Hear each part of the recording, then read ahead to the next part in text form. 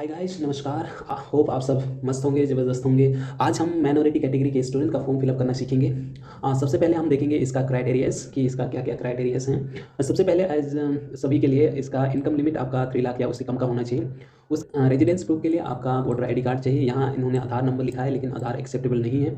उसके अलावा ration card है, फिर लैंडलाइन टेलीफोन बिल है, उसके बाद आपका डीएल है। यहाँ पे डोमिसाइल सर्टिफिकेट और बैंक पासबुक भी दिया है, बट ये दोनों भी एक्सेप्टेबल नहीं है। और उसके अलावा जैसा कास्ट SC ST OBC के लिए तो आपका कास्ट सर्टिफिकेट एक्सेप्ट हो जाएगा, बट जो माइनॉरिटी कैटेगरी के स्टूडेंट्स हैं उसके लिए आपको सेल्फ डिक्लेरेशन देना होगा। रिपीटर्स स्टूडेंट के लिए एलिजिबल नहीं है। बाकी आपको रिम्बर्स जो फीस रिम्बर्स होगा उसमें सिर्फ ट्यूशन फी होगी और लैब फीस होंगी और आपका लाइब्रेरी फीस रिम्बर्स होगी। उसके अलावा आपका जो स्टूडेंट का प्रीवियस ईयर में आपका 50% मार्क्स चाहिए, साथ ही आपका 70% अटेंडेंस चाहिए, ये कंपलसरी है। उसके अलावा आपका जो भी आप अमाउंट पे करते हैं, आपको अगर 50,000 आपने पे करी है, आपका ट्यूशन फीस 50,000 है, तो आपको 48,000 ही मैक्सिमम मिलेगा। अगर उससे 48,000 से आपने जो भी कम पेमेंट की है तो उतना ही रिम्बर्स होगा जितना आपने पेमेंट करी है। और बैंक अकाउंट आपका स्टूडेंट के नाम से ही होना चाहिए, ये जॉइंट भी एक्सेप्टेबल है और ये एक्टिव और सीडेड होना चाहिए, ये आप ध्यान रखिएगा। तो ये सारी चीज़ें आप ध्यान रखिएगा। और इसका लास्ट डेट आपका जो माइनॉरिटी स्टूडेंट के लिए है वो 30 अप्रैल है, और जो कास्ट बेसिस से बिलोंग करते हैं SC ST OBC स्टूडेंट हैं उसके लिए 31 मार्च 2023 है। तो आप सबको ये क्राइटेरिया समझ आ गया होगा। जैसे यहाँ पर मैंने जब भी आप अप्लाई करेंगे तो सबसे पहले इनका एक फोल्डर बना लीजिए और इनको रिसाइज कर लीजिएगा, क्योंकि इनका मैक्सिमम जो साइज एक्सेप्टेबल है वो 200 KB का है। जैसे यहाँ मैंने चाइल्ड आधार लिखा है, कई सारे पेरेंट्स का क्वेरीज आता है कि आधार कार्ड किसका लगाना है, तो यहाँ चाइल्ड का लगाना है। फिर चाइल्ड के नाम से ही पासबुक, फिर करेंट फी रिसिप्ट, मतलब करेंट ईयर का, जिस ईयर का आप भर रहे हैं उस ईयर का, उसके बाद इनकम सर्टिफिकेट, फिर माइनॉरिटी डिक्लेरेशन, उसके बाद पेरेंट्स का वोटर आईडी कार्ड। कई बार कुछ पेरेंट्स का क्वेरीज भी आती है कि चाइल्ड का वोटर आईडी कार्ड या पेरेंट्स का, ऑब्वियसली वो अभी माइनर है तो उसका वोटर आईडी कार्ड नहीं होगा। तो ये सारी आप ध्यान रखिएगा। उसके बाद मार्कशीट आपका प्रीवियस ईयर का होना चाहिए और एक फोटो चाहिए। तो चलिए हम फॉर्म फिलअप करना सीखेंगे। सबसे पहले उनके ऑफिशियल वेबसाइट पर जाएंगे। यहाँ आप ये डिस्ट्रिक्ट लिख दीजिए, उसके बाद जो फर्स्ट लिंक आ रहा है उसी पर क्लिक कर दीजिए। होप आप सभी ने रजिस्टर करा होगा अपने आप को। तो अगर आपने नहीं रजिस्टर किया है तो आई बटन पर लिंक आ रहा है, उस पर क्लिक करके अपने आप को रजिस्टर कर सकते हैं। सबसे पहले यहाँ आपका यूज़र आईडी लगेगा, उसके बाद आपका पासवर्ड इंटर कीजिए, फिर यहाँ कैप्चा कोड इंटर कर लीजिए। मैं भी इंटर कर लेता हूँ। इंटर करने के बाद यहाँ लॉगिन पे क्लिक कर दीजिए। लॉगिन करते हैं तो यहाँ आपका पूरा प्रोफाइल आ जाता है, आपके नेम, जेंडर, DOB, एड्रेस वगैरह। तो यहाँ से आप ये वेरीफाई कर सकते हैं। उसके बाद आपका ये पेरेंट्स का आईडी रहेगा, ये आप ध्यान रखिए, ये पेरेंट्स के आधार कार्ड से आईडी बना होना चाहिए। उसके बाद आप जब भी बच्चे का अप्लाई करना चाहें तो यहाँ यहाँ प्रोफाइल सेक्शन है, वहाँ से आप माइनर प्रोफाइल सेक्शन, फिर ऐड एंड अटैच माइनर करके यहाँ से आप चाइल्ड का क्रिएट कर सकते हैं।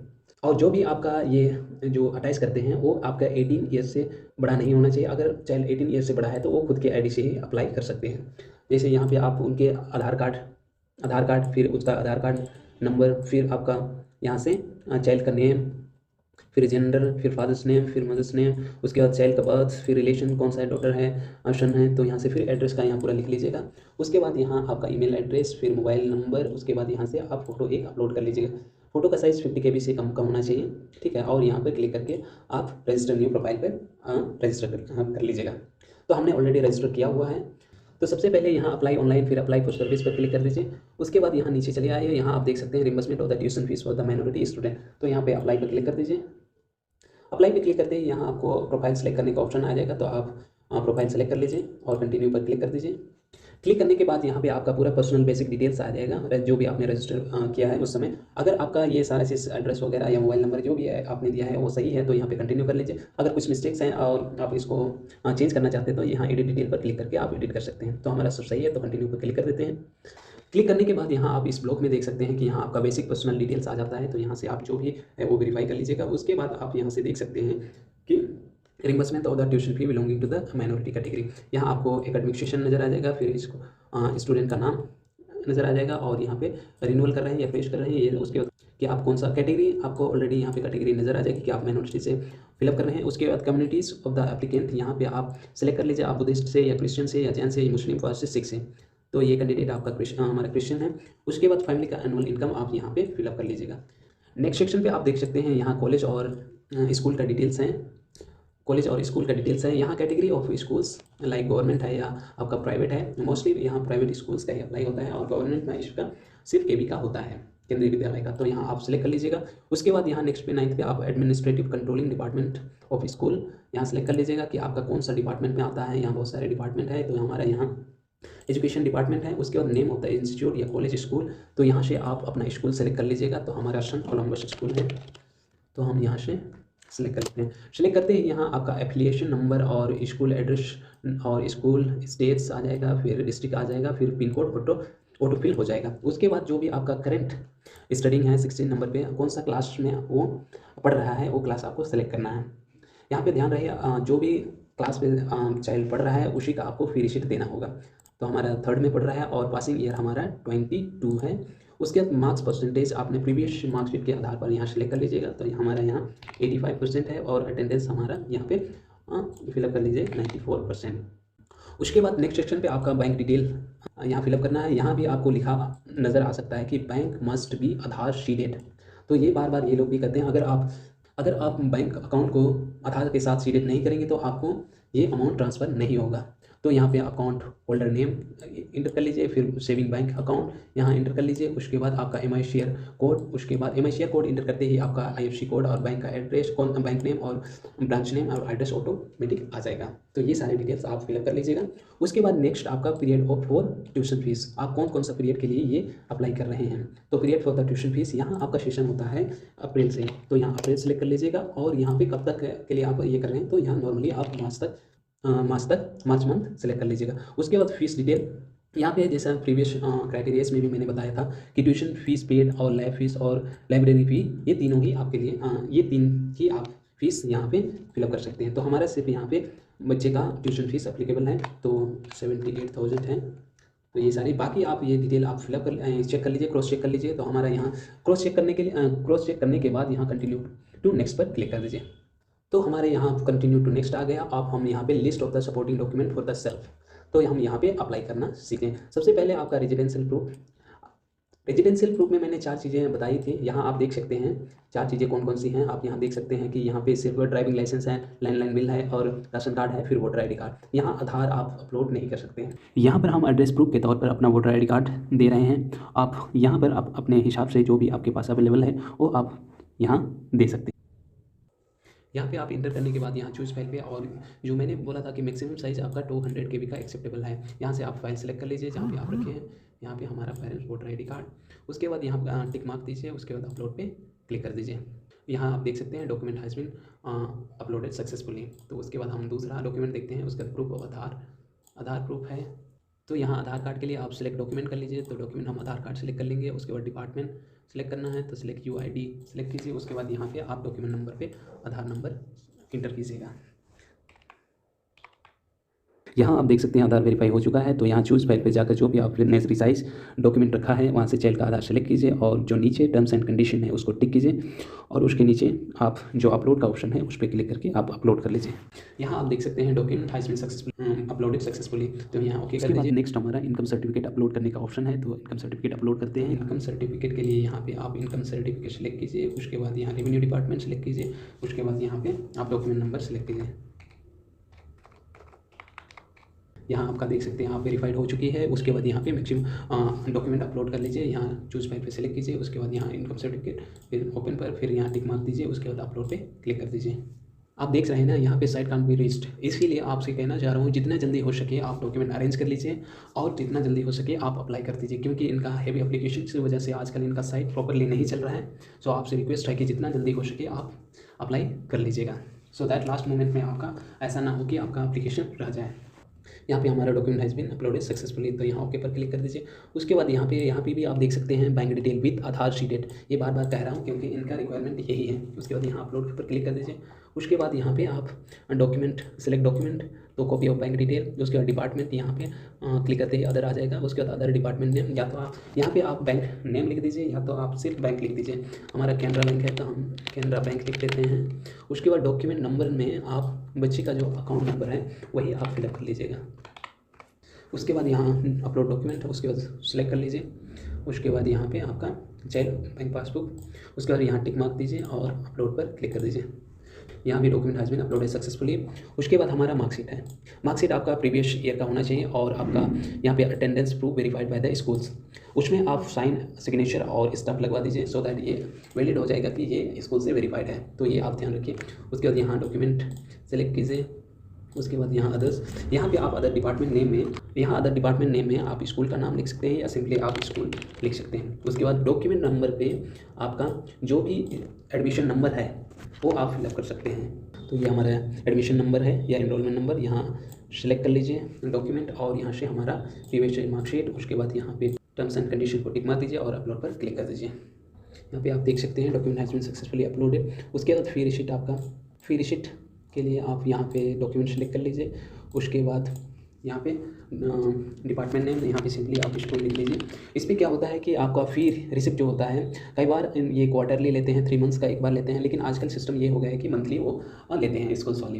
तो यहाँ पे आप ध्यान रखिए कि आपको अगर मंथली आप पे कर रहे हैं तो 12 पेज का आपको मिलता है। बट ये मैं कहना चाहता हूँ कि 12 पेज आपको रिसाइज करने में भी दिक्कत आएगी क्या, क्योंकि यहाँ आप देख सकते हैं मैक्सिमम 200 KB के लिए ही लगा हुआ है और वो विजिबल भी नहीं होगा। सो दैट मैं आपसे रिक्वेस्ट करता हूँ कि आप स्कूल जाइए। उसके बाद सिंपली आप उनसे एक पेज का आप उसमें पूरा डिटेल लिखवा दीजिए। जैसे यहाँ हमारे कोलंबस स्कूल्स का है, यहाँ आप देख सकते हैं कि इस तरह से आप देख सकते हैं कि यहाँ टोटल ट्यूशन फीस आपका ये 78,000 है और यहाँ पे वेरीफाइड प्रिंसिपल का साइन भी है और स्टैम्प लगा हुआ है। तो इस तरह से आप वेरीफाइड करवा लीजिए। यहाँ हालांकि लिखा है कि this is the computer generated receipt, signature is not required, लेकिन उनके कंडीशन के हिसाब से यहाँ पे सिग्नेचर और स्टैम्प जरूरी है। तो ये बात आप ये ध्यान रखिए। यहाँ आप देख सकते हैं प्रिंसिपल का साइन। तो इस तरह से आप सिंगल पेज पे अपने स्कूल से आप बनवा लीजिएगा। ठीक है, यहाँ पे आप डॉक्यूमेंट नंबर पे बच्चे का नंबर, उसके बाद यहाँ पे फाइल सेलेक्ट कर लीजिए। उसके बाद टर्म्स एंड कंडीशन को टिक कीजिए और यहाँ अपलोड पर क्लिक कर दीजिए। यहाँ पे आपका सक्सेसफुली अपलोडेड आ गया है। उसके बाद आपका यहाँ सेल्फ डिक्लेरेशन, लास्ट जो माइनॉरिटी स्टूडेंट्स के लिए यहाँ पे सेल्फ डिक्लेरेशन अपलोड करना होता है। यहाँ आप नीचे देख सकते हैं जनरेट सेल्फ डिक्लेरेशन फॉर्म। तो अगर आप ये फॉर्म भी आप अगर अपलोड करना चाहते हैं तो इसमें आप प्रिंट आउट ले लीजिएगा। उसके बाद इस पर आपको स्टैम्प लगवाना होगा। यहाँ पे आपको सेल्फ डिक्लेरेशन दिया हुआ है और सारा चीज़ यहाँ उन्होंने अपना फॉर्मेट दे रखा है। यहाँ पे डेट लिख दीजिए, फिर प्लेस, उसके बाद सिग्नेचर, फिर पेरेंट्स का नाम ऑटोमेटिक यहाँ आ जाएगा। उसके बाद बाकी उनका डिटेल भी आ जाएगा। तो ये सारी चीज़ें आपको मिल जाएगा, लेकिन इस पर भी आप स्टैम्प लगवा लीजिएगा। लेकिन मैं बेटर सजेस्ट करता हूँ कि हमारे पास जैसा ऑलरेडी एक फॉर्मेट है तो ये आप अगर बनाते हैं तो ये सही रहेगा। आप यहाँ देख सकते हैं कि ये हमने नोटरी पेज दिया हुआ है तो इस तरह से, और ये आप यहाँ देख सकते हैं कि इनका एफिडेविट, इसका एड्रेस, उसके बाद बच्चे का सारा डिटेल, ये सारी चीज़ें आप यहाँ से ये कर सकते हैं। मैं इसका फॉर्मेट आपको वीडियो को डिस्क्रिप्शन में दे देता हूँ, यहाँ से आप डाउनलोड करके उसको इस तरह से आप नोटरी करवा लीजिए। तो इसमें आपका सिंपल हो जाएगा। उसके बाद यहाँ पे आप सेल्फ डिक्लेरेशन सेलेक्ट कीजिए, फिर डिपार्टमेंट में अदर। उसके बाद यहाँ पे आप सिंपली जो डिपार्टमेंट नेम है उसमें आप यहाँ पे लिख सकते हैं नोटरी पेपर या local notary paper, local notary. और जो डॉक्यूमेंट नंबर है वो आपको ये जो नंबर है ना, सर्टिफिकेट नंबर, ये वाला आपको फिलअप करना है। ठीक है, यहाँ पे आपको सर्टिफिकेट नंबर दिख रहा होगा तो ये आपको सेलेक्ट करना फिलअप करना है। तो यहाँ पे फिलअप कर लेते हैं। यहाँ पे IN डैश है तो डैश नहीं लेगा, तो INDL। तो ये आप यहाँ से फिर हम चूज़ फाइल पे सेलेक्ट कर लेंगे। यहाँ पे हमने माइनॉरिटी सेलेक्ट करा है, उसके बाद ओपन पे, फिर टर्म्स एंड कंडीशन को सेलेक्ट कीजिए, उसके बाद अपलोड पे क्लिक कर दीजिए। ये फॉर्म भी जो आपका नोटरी पेपर होता है वो भी आपका मैक्सिमम 200 KB का ही एक्सेप्ट होता है। तो ये आप यहाँ ध्यान रखिएगा। यहाँ भी हमारा डॉक्यूमेंट अपलोड हो गया है और बाकी सारा हमने अपलोड कर दिया है। अगर आपने इसको वेरीफाई करना है तो यहाँ व्यू बटन पे आप क्लिक करके ये पूरा देख सकते हैं आपका पूरा डिटेल। उसके बाद प्रूफ ऑफ आधार, यहाँ आप ये तो वेरीफाइड है तो यहाँ व्यू पर क्लिक करके आप देख सकते हैं कि आपका आधार। उसके बाद बाकी सबका अगर आपने चेक करनी है तो यहाँ व्यू बटन पे क्लिक करके आप देख सकते हैं। अगर आपको री अपलोड करना है तो यहाँ उसके बगल में री अपलोड ऑप्शन दिया है, उस पर क्लिक करके आप री अपलोड कर सकते हैं। तो हमने सारा चीज़ चेक कर लिया है तो हम कंटिन्यू टू नेक्स्ट पर क्लिक कर देते हैं। कंटिन्यू टू नेक्स्ट पर क्लिक करते ही अगर आपने फोटोग्राफ चेंज करनी है तो आप मॉडिफाई पर सिंपली क्लिक करके मॉडिफाई कर सकते हैं। अगर एज इट इज़ आप इसको रहने देते हैं तो आप कंटिन्यू टू फाइनल सबमिट पर क्लिक कर दीजिए। यहाँ आप पूरा डिटेल बेसिक पर्सनल डिटेल देख लीजिएगा जो भी आपने दिया है। उसके बाद सर्विसेज आपने किसके लिए फिलअप किया है, माइनॉरिटी या SC/ST के लिए, तो यहाँ आप चेक कर लीजिए बाकी सारा। अगर आपको यहाँ में से कुछ एडिट करना है तो यहाँ सिंपली एडिट पे क्लिक करके आप पूरा एडिट कर सकते हैं। उसके बाद हमने सारा चीज़ सही सेलेक्ट कर लिया। उसके बाद यहाँ आपको सबसे लास्ट में टर्म्स एंड कंडीशन डिक्लेरेशन है, उसको टिक करके आप यहाँ फाइनल सबमिट पर क्लिक कर सकते हैं। जैसे आप क्लिक करते हैं तो यहाँ आपके जो रजिस्टर्ड मोबाइल नंबर है उस पर एक OTP चला जाएगा। तो आप अगर OTP इंटर करते ही आपको एक रिसिप्ट मिल जाएगा। तो इस तरह से आप सबमिट कर सकते हैं। हालांकि मैं ये दिखाने के लिए अभी मैं सबमिट नहीं कर रहा हूँ, तो आप सभी समझ गए होंगे।